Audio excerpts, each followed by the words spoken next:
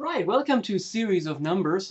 This is a calculus topic that is like nothing that you've seen before in calculus, and it also isn't necessarily like anything that you'll see afterwards in calculus for a while at least. Series have certain applications which we will talk about, but overall this is a topic that you can teach yourself at various times, and so if that time is now, then let's do it. The idea for a series of numbers is the question as to whether an infinite sum of positive numbers can be finite at all. And that is a question that the ancient Greek philosophers, that mathematicians still rightly revere, these philosophers had a big problem with that because they thought that an infinite sum of positive numbers cannot be finite at all, which led to all sorts of rather strange paradoxes that they just couldn't resolve. Now, from a more modern point of view, it's all related to the concept of convergence, but that was something that took quite a few geniuses and around 1500 years, more than 1500 years, to develop for humanity. So just because we can now learn it doesn't mean that these Greek philosophers were horribly uneducated there. It is really quite a jump. Let's first take a look at answering this question whether an infinite sum can be finite, and the answer is yes, and it's pretty easy to do with a geometric example. Take a square with side length 1, cut it down the middle. That means that on the left you've got a size 1/2. Cut what remains down the middle, you get something that has size 1/4. Cut what remains down the middle, you get a piece of size 1/8. Cuts what remains down the middle, you get something that has size 1/16. Cut that down the middle, you get something that has size 1/32, and so on. And well, then add up all those numbers, right? That's an infinite sum. That's 1/2 plus the 1/4 plus the 1/8 plus the 1/16 plus and so on. So that would be an infinite sum. And what that sum ought to be, because these rectangles here basically tile this outer square, the areas of these rectangles, as we add them up, ought to add up to the total area of the square, except for that top point in the top right corner here. But the area of a point is 0, of course, and so that summation, that infinite summation, ought to be 1. And well, that means an infinite sum, it should be possible for an infinite sum of positive numbers to be finite. Okay, that's wonderful. That's philosophy. That's something that connects to ancient Greece. That's all well and good. But what could infinite sums be good for? If we're looking at a calculus class is an applied class. We are learning these things because they are useful for the investigation of science. So what can infinite sums be good for? Well, there's something that is not necessarily mentioned in school, because of course infinite series are something that takes a while to develop. But infinite decimals are actually infinite series, and we'll see in this presentation how we can use infinite decimals to convert repeating decimals into actual fractions, which is a standard thing to do with series. Taylor polynomials are finite sums that can be used to approximate functions, and so it stands to reason that if you can figure out some kind of an infinite Taylor polynomial, that would be equal to the function, and that's something that in calculus we will also take a look at. Those are called Taylor series, and the approximation of functions with power series is an important calculus topic. And the answer is sometimes, and yeah, we'll talk about it in a later presentation. So these infinite Taylor polynomials, sometimes they work, sometimes they have some ugly things happening to them too. The use of infinite sums of functions to represent other functions is really very common in applied mathematics. Other infinite sums that are used to represent functions are trigonometric series, sums of sines and cosines with increasing frequencies. In certain statistical experiments, every positive integer is assigned a probability, and then the sum of those probabilities has got to be 1. And that's an infinite sum then, and if you want to compute expected values, you would also have to compute infinite sums that don't turn out to be 1. And that, of course, is investigated more deeply in statistics classes.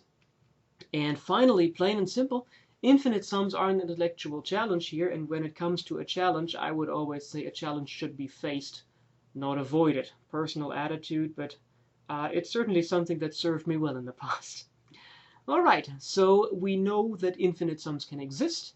we have an idea what they could be good for, what should they be? And what they should be is the following. We take the definition, we need an infinite sequence of numbers. And the expression sum n equals 1 to infinity a n is called an infinite series. So that's just giving a symbol a name. The interesting thing, and I've looked at a lot of calculus and analysis books, I haven't seen a definition yet that says such and such is an infinite series. It's always written as this expression is called an infinite series. And for k greater than or equal to 1, the kth partial sum pk of this series, sum n equals 1 to infinity a n, is defined to be, well, just pk being the sum n equals 1 to k a n. So that's just a1 plus a2, not a1. Sorry about the typo here. That should be a 2. Plus and so on. Let's just put the thingy here, then maybe that's a Roman 2. Plus all the way to ak. And if the sequence of partial sums converges to the number s, then we say that the series sum n equals 1 to infinity is convergent. And we will write, and here the definition is too long, I had to break it across 2 panes. Then we will also write that the sum n equals 1 to infinity a n is s, which is the limit k to infinity n equals 1 to k of the a n's, as we said before. Or we'll also say that a1 plus a2, here I've got the 2, plus all the way plus a n plus continuing indefinitely, that sum is equal to s. The number s is also called the limit, or more commonly the sum of the series. And if the sequence of the partial sums pk diverges, then we will say that the series is divergent. And certainly if we have a starting index other than 1, the corresponding definitions are all very, very similar, and we're not going to worry about doing a starting index s or anything like that. Okay, visualization of series. Well, basically the sequence, and if we're looking at the sequence we had for that square, the first number was 1/2, the second number was 1/4, the third number was 1/8, then a 16th, then a 1/32, and then a 1/64. The numbers in a sequence can just be plotted as n, a n. Those would give us points. And what we then want is we want to sum that somehow. So we want to sum the quantity a n, and we could do that by just erecting a rectangle of width 1, whose height is a n, or a1 here, and that would give us a1. Corresponding rectangle here is area a2. Corresponding rectangle here is area a3, a4, a5, a6, and so on. And so if you will, the sequence, if we're going to visualize it, the sequence gives us points in an, and the series gives the sum of the areas of the rectangle. So if you've worked with improper integrals, then certainly this is something that should look somewhat familiar, and there is a convergence test for a series that is called the integral test, which exploits this similarity to great advantage. What we now want to do is we want to take a look at some examples, and our main examples are geometric series and p-series, and in between we'll talk a little bit about a trivial way in which a series can fail to converge. Geometric series, well, we've got the formula for geometric sums, and geometric series should just be the extension to infinity of that. So if -1 is smaller than q, which is strictly smaller than 1, then the sum n equals 0 to infinity q to the n is 1 over 1 minus q. For all other values of q, the series above diverges. Well, and how does that go? Well, for -1 smaller q smaller 1, we have that the sum n equals 0 q to the n equals 0 to infinity q to the n, is the limit as k goes to infinity, sum n equals 0 to k q to the n. Whenever you don't know what to do with a series, go back to the definition for partial sums, and maybe that will do something for you. Now that sum is something that we know, because that's the geometric sum. So this is the limit as k goes to infinity, 1 minus q to the k plus 1 over 1 minus q. And now when q is between -1 and 1, then we have a fraction 0 point something or -0 point something, and we raise that to larger numbers. That gets smaller and smaller. That converges to 0. So that limit is 1 over 1 minus q. When q is less than or equal than -1 or q is greater than 1, then the sum is, well, still the same thing. The kth partial sum is still 1 minus q to the k plus 1 over 1 minus q. But now it diverges, and that's because the q to the k diverge, because now for a number that is greater than 1, q to the k plus 1, that increases, right? If you take something like 2, you get 2, 4, 8, 16, 32, and so on. For numbers smaller or equal -1, you get not only that they grow, but it also alternates plus and minus signs, so that isn't something that converges, that diverges, and therefore the whole series diverges. Finally, q equals 1, we set that up separately, because for q equals 1, of course, we cannot use the summation formula, because we would divide by 0. But for q equals 1, the sum n equals 0 to k q to the n is just k plus 1, and that diverges also. That goes to infinity. Okay, so this is the theorem about geometric series. We have done the proof. And well, now we move on and we take a look at algebra with series, and once we've got that, we can actually compute some examples. So if you've got two convergent series and C is a real number, then the series that is obtained by summing the terms converges, the series obtained by subtracting the terms converges, the series obtained by multiplying the terms with a constant converges, and any index shifted series appropriately, where we're shifting the index by m backwards or upwards actually here, that converges too. And their sums are exactly what we'd expect them to be from what we know about finite sums, namely the sum of the sum terms is just the sum of the individual sums. The sum of the differences is the difference of the sums. The sum of the constant multiple is just the appropriate constant multiple of the infinite sum. So we just pull out that number, so we can also factor with infinite sums. And if I take a summation of aj minus m and start with j equals 1 plus m and go to infinity, then that's the same as the sum n equals 1 to infinity an. Because, well, let's see what it said. When j is equal to 1 plus m, then j minus m is 1. For 2, you get 2. For 3, you get 3, and so on. Okay, with that, oops, another theorem. I should have called that example, because it is an example. Well, I think we can live with that. Okay, so that's an example. We want to compute the sum of this series. And, well, we just put out the series, and we know that this breaks up into two separate infinite sums. No problem here. This one ought to be pretty good already, but here we don't have the same exponent. So I think we factor out a 1/7 here. So we keep the first one, factor out a 1/7. Now we've got the same exponent in here also. Now we write those as sums of powers, right? The first is the sum of 1/3 to the n, the 1/7 stays. The second is the sum of 4/7 to the n plus 1. Well, the n plus 1 isn't quite what we want because we don't have the summation formula, so we're probably going to factor out another 4/7. Let's see, we keep the first sum, we keep the 1/7, we factor out another 4/7, and then what remains inside is the sum n equals 0 to infinity 4/7 to the n. Now we can apply the formula for geometric series. This is 1 over 1 minus 1/3 plus 1/7 times 4/7 times 1 over 1 minus 4/7. And that ends up being what? That ends up being 3/2, right? Plus 1/7 times 4/7. And then here this is 3/7. That should be 7/3. Yes, it is. So that ends up being 3/2 plus 4 over 21, right?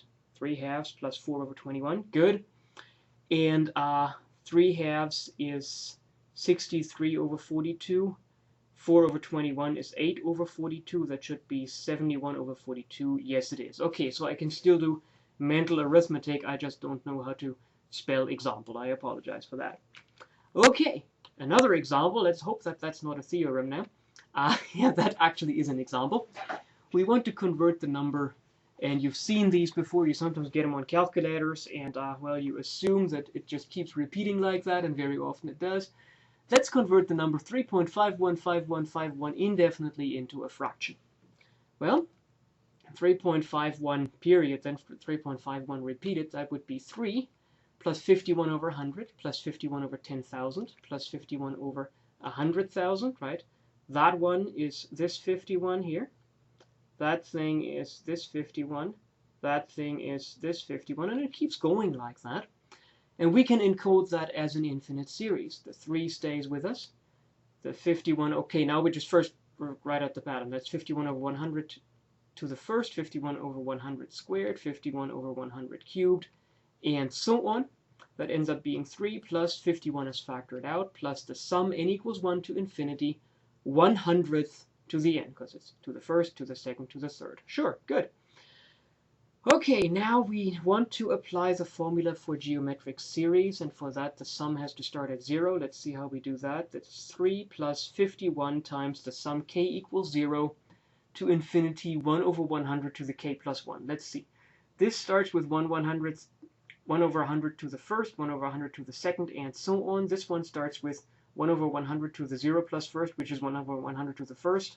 1 over 100 to the second is, in this case, 1 over 100 to the 1 plus 1, and so on. Yes, these two sums are the same. Basically, we have that n is equal to k plus 1, and the index shift works out. Okay, now we can work out what that is. Well, first we have to factor out another 100. We get the 3, we've got the 51, we factor out 100th. We get the sum k equals 0 to infinity 1 over 100th, 1 over 100 to the k total. Now that's 3 plus 51/100ths plus 1 over 1 minus 100th. So that would be 3 plus 51/100ths plus 100 over 99, right? 99 over 100, and then you get the reciprocal. The hundredths cancel, so that's 3 plus 51 over 99. And 3 is 297 over 99, and 297 plus 51 is 348, so that should be 348 over 99. Yep, I can do that. Okay, good. Well, let's see. Part of this is that I just get a thrill of doing mental arithmetic. If you have seen me often enough, you know that, but at the same time, mental arithmetic is useful. It teaches concentration, which is exactly what is needed to do mathematics at any level. It is needed to do science at any level. It is needed to do engineering at any level. It's the concentration, the ability to concentrate is what gets you through all these things. Whether you then ultimately use a calculator for certain numbers or not is a different story. And I also do use calculators, like here, for example. I knew that that would happen, but I had forgotten for this presentation. But yeah, okay. So you divide by 3 to cancel like terms, and yes, 348 is 3 times 116. Okay, so that's 116 over 33, and ultimately, yeah, it's 3.515151 if you want to have a decimal. So the value in this example also is simply in the ability to use these formulas and in the pattern recognition. Okay, now we've got a quick theorem. It's called the limit test for divergence. And, well, we let the series here be convergent, starting at 1. Actually, I have a starting index s here by accident. Then the limit of the terms must be equal to 0. So we're talking about a convergent series, and we say that the limit of the terms must be 0, and yet it's a test for divergence basically because whenever this limit is not 0, we know very trivially that the series does not converge. The unfortunate thing, and I might as well say it right here, and we'll see the example in the p-series, the unfortunate thing is that there are series for which the terms converge to 0, and yet the series itself diverges still.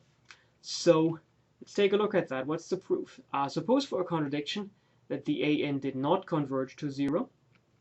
Then there would be a finite epsilon greater than 0, so that for any n there would be a capital N greater than lowercase n, so that the an is greater than epsilon. Basically, every so often you'd have a big term, where big is a relative thing. It might be bigger than 0.1, it might be bigger than 10, it might be bigger than 10 to the negative 20. But it would be something that definitely is away from 0, and it's always the same distance away from, more than the same distance away from 0. But that would mean then that either the sum Pn or the sum Pn minus 1 is farther away from the proposed limit than epsilon has, right? Because if the jump from here to here is epsilon, then one of them has to be farther away from that proposed limit, and that means that the sums cannot cluster at the limit, and that means the partial sums do not converge to the limit, and that would be a contradiction. So that's the end of the proof. The an must converge to 0. Now, don't worry, calculus typically is not a proof class, so this is not going to be our daily bread, but it is good to see this kind of thing every so often, just to remind ourselves that no, mathematics isn't something that is arbitrary. All these rules are justified and justifiable. We may not like them, but they simply tell us how mathematics is, and how nature is, therefore, because after all, mathematics is a part of nature. Okay. So we've got this trivial way to diverge, and if you look at that, we can visualize that too. For example, if I have a series where the terms give me these rectangles, that doesn't look like it's going to converge because this area here looks like it keeps adding terms on that are definitely away from 0, so that might become ultimately an infinite area as you push things out to the right. Or it could also be if you've got an alternating series of terms that stay away from 0, like -1, 1, -1, 1, and so on. Well, the summation will bounce between -1, between -1 and 0, because -1 plus 1 is 0, then you get -1, 0, -1, 0. That's not something that stabilizes. And so that would be a visualization for that test. And in terms of examples, well, the sum of 1 diverges. And from the perspective of a limit test, that's because the limit as n goes to infinity of 1 is 1, which is not equal to 0. The series sum n equals 1 to infinity -1 to the n also diverges, and from the point of view of the limit test, that's because the limit n goes to infinity -1 to the n, that does not exist because this thing bounces between -1 and 1, and because it doesn't exist in particular, it cannot be equal to 0, and that's why that series diverges. Now, as I said, the theory of series would be very simple if the limit test was an if and only if, but it's not. There are series whose terms go to 0 and which diverge.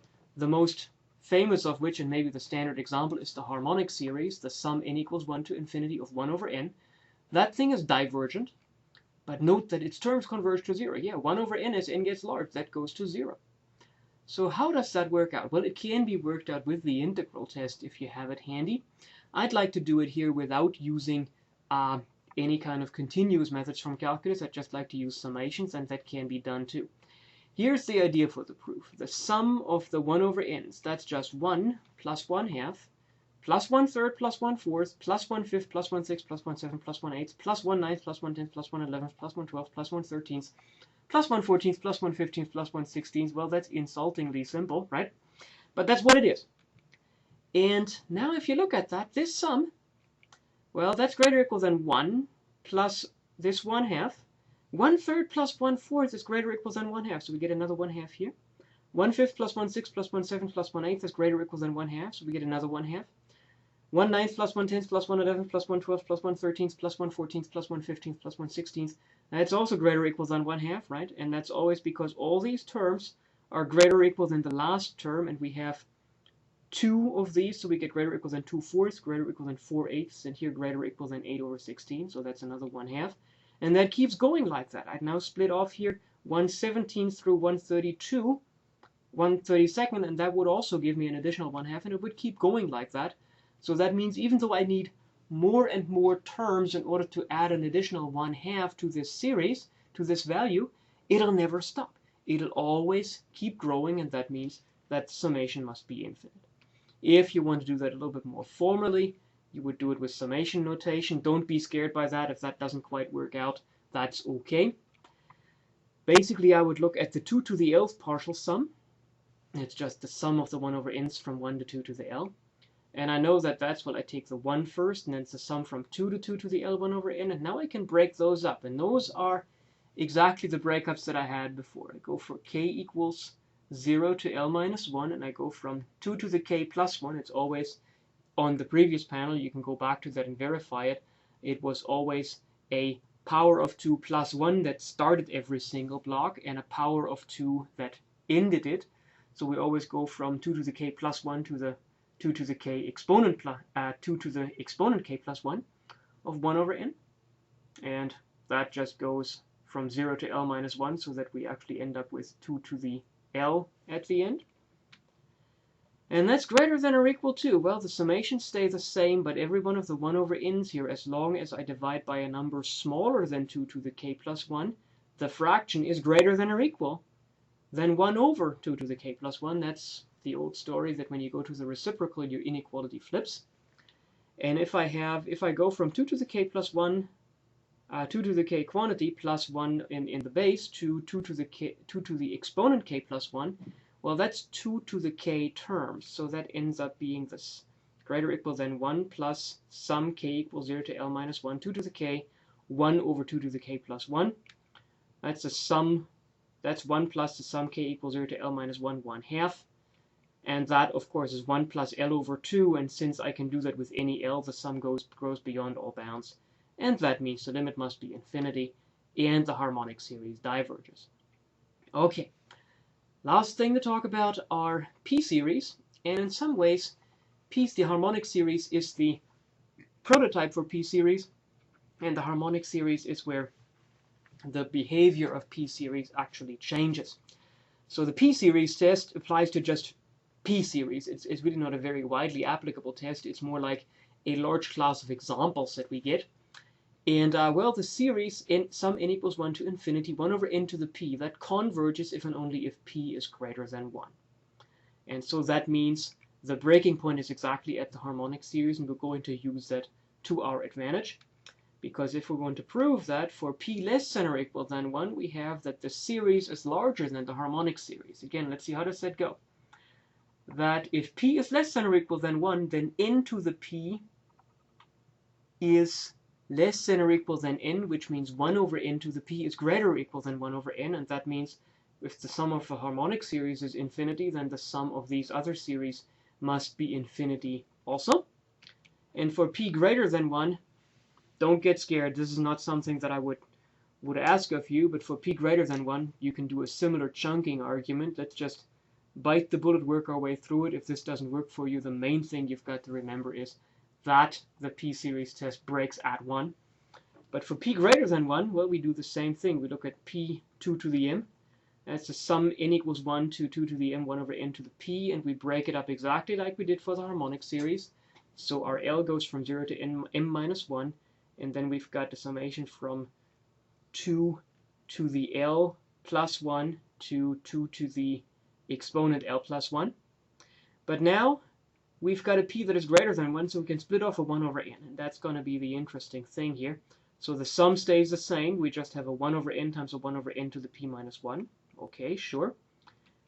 And now that is smaller than or equal to, well, 1 over n to the p minus 1, all the n's are greater than 2 to the L, which means 1 over n to the p minus 1 is less than or equal than 1 over 2 to the L to the p minus 1. And that's what we can pull out. The remaining sum stays the same.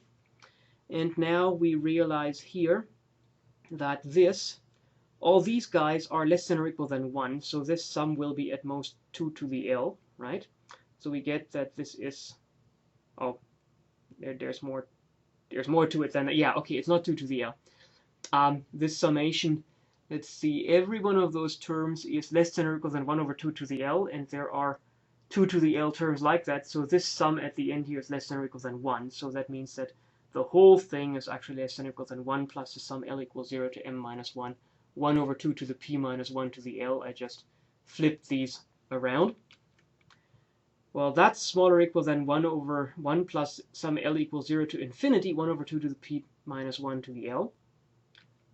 And that's just 1 plus 1 over 1 minus 1 over 2 to the p minus 1 from the summation formula for geometric series. And that ends up being 1 plus 2 to the p minus 1 over 2 to the p minus 1, which is smaller than infinity. And because that means that the partial sums are bounded, and the partial sums with indices that are not 2 to the m or in between and are increasing, that means that then there is a theorem in analysis that says if you've got these series with positive terms, that will converge. So that means we also have proved that the p-series converge if and only if p is greater than 1. That's the main thing that you really have to take away from that. And, well, the other thing that you may ask is, what are the values of these things? And here's where I might already just go ahead and announce what's going to happen in the future. We will rarely actually compute the values of any kinds of series. We'll usually be happy knowing that they converge, and then for functions we will have certain tricks that will show us to which functions they converge. For p-series, basically the computation would require an advanced course in complex analysis, and I would highly recommend that to you if you're interested. But I looked those numbers up, and so for example, the sum of 1 over n squared is pi squared over 6. Sum of 1 over n to the 4th is pi to the 4th over 90. Sum of 1 over n to the 6th is pi to the 6th over 945. So yes, these values can be computed, but I would certainly not recommend memorizing those values. Like I said, I've looked them up. If you work with certain series frequently, you might ultimately have them accidentally committed to memory, but it's not something that I would spend a lot of brain space with. Right now, take a look at some examples of convergence series, work out some homework problems on these things, compute partial sums and the like, and then move on to convergence tests or whatever else you might need the geometric and the p-series for. Thank you very much.